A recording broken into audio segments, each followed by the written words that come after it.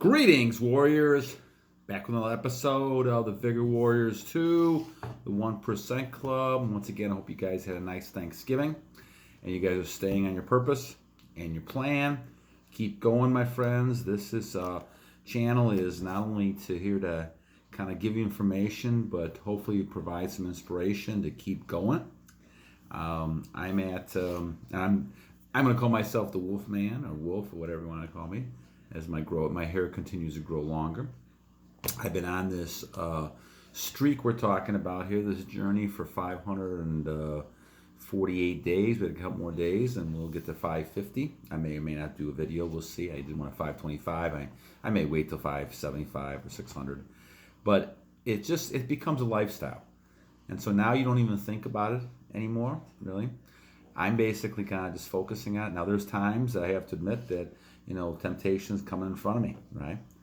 But because I'm monk mode, I'm basically kind of putting this into a different category now. And every day goes by, I'm feeling more and more like I did when I was really youngster. And I didn't even know anything about this kind of stuff. And I didn't fall any kind of temptation or anything like that. So I'm feeling more like that than I ever have. And I feel stronger by the day. I have not been sick in many years. I see a lot of people around me for various reasons are getting sick. And I haven't been sick in a long time. And part of it, I believe, is your mental attitude. I believe you have to have a mental attitude saying, I am not going to get sick. And I'm going to fight this any way I can. You're going to do those things to make yourself healthy. So I had a good Thanksgiving yesterday. I hope you guys did too. With something to eat. I didn't eat too much. And so now I'm fasting for a couple days just to kind of make sure I get all the toxins out of my body and kind of move ahead with my journey and getting closer to the holidays. I want to kind of focus on something that reminded me of this. And this is in Napoleon Hill's book as well, Think and Grow Rich, which we have focused on a lot in our the recent episodes. And that's the idea of the power of the mastermind. And so you have to think to yourself, okay, what does this really mean? What is the power of the mastermind? So remember, guys, the biggest thing you have as a person, which is something we don't think about because all we do is see the person in front of us or see things in a mirror. We don't see the fact that, as the law of physics will tell you, we are made out of matter and energy. Because we're made out of matter and energy, all of a sudden we have energy forces around us. Now, when we go back to talking about the fountain of youth and exercising and trying to become the best person you become, one of the terms I use is chakras. But those are no different than energy forces, basically. Your energy forces are within you. There's a number of different chakras within the human body. And then there's energy forces outside the human body. And what ends up happening is that we tend to look at this idea and say, okay, if we're energy, okay, why is it do certain things come into our lives, good or bad? And my philosophy is, it is called the law of attraction, which means you attract, your energy attracts other energies that are similar. Now, this has happened to me many, many times over the years, and I could just pick out times where if I felt a certain way, I all of a sudden attracted things to me that also kind of fell into that category, or those people. Like, for instance, if I was very negative at a period of my life, I would draw into my life those negative people as well. And those are the types of things that you pick up on as time goes on. I said that when I was younger, I dated people before I got married. I dated people that reflected my own self-concept. Now, you could call this a self-fulfilling expectation, prophecy, however you want to talk about. But in terms of physics, your energy is drawing other people to you, whether you know it or not.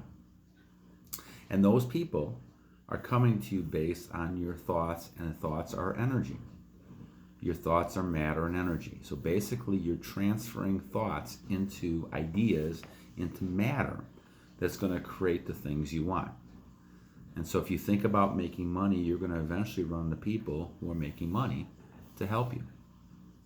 And so when we talk about the power of the mastermind, you have to have those goals, those things set up so that you're allowing this principle to work.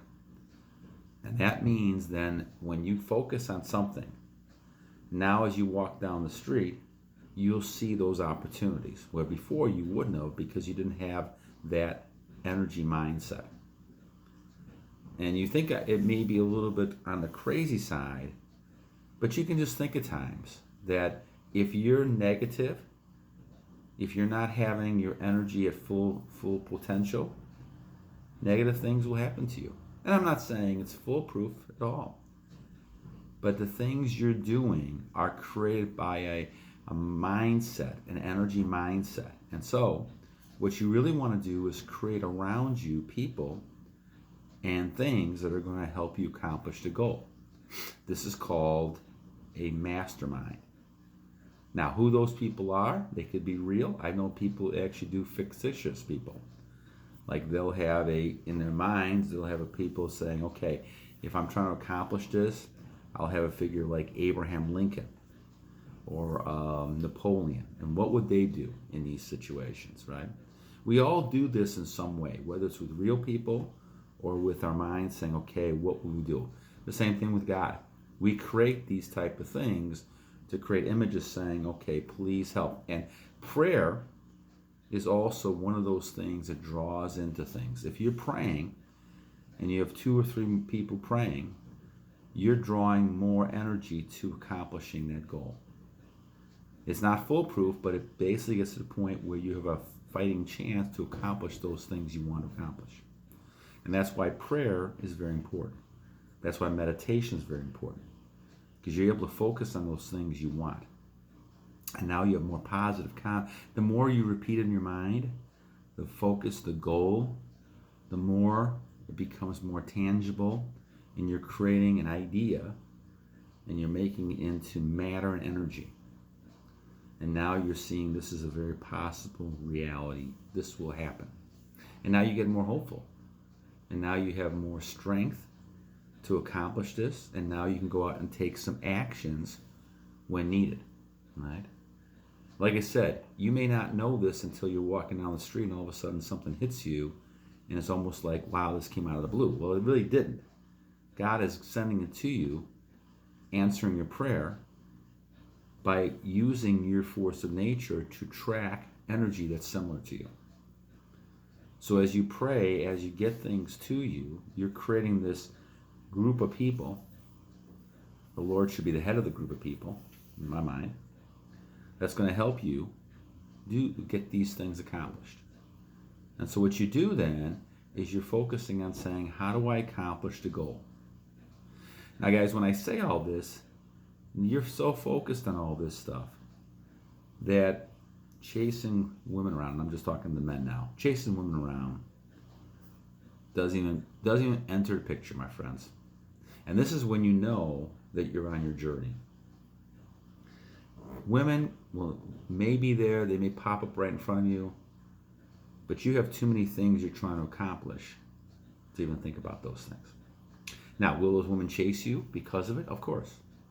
Because what they want the attention you're now giving and focusing on to accomplish that goal. They want the attention that you used to give to just them alone.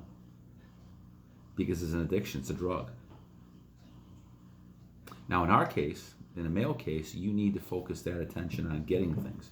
You'll have, if you really want a woman, a girlfriend, you'll get those things. But you won't get those things on focusing on it.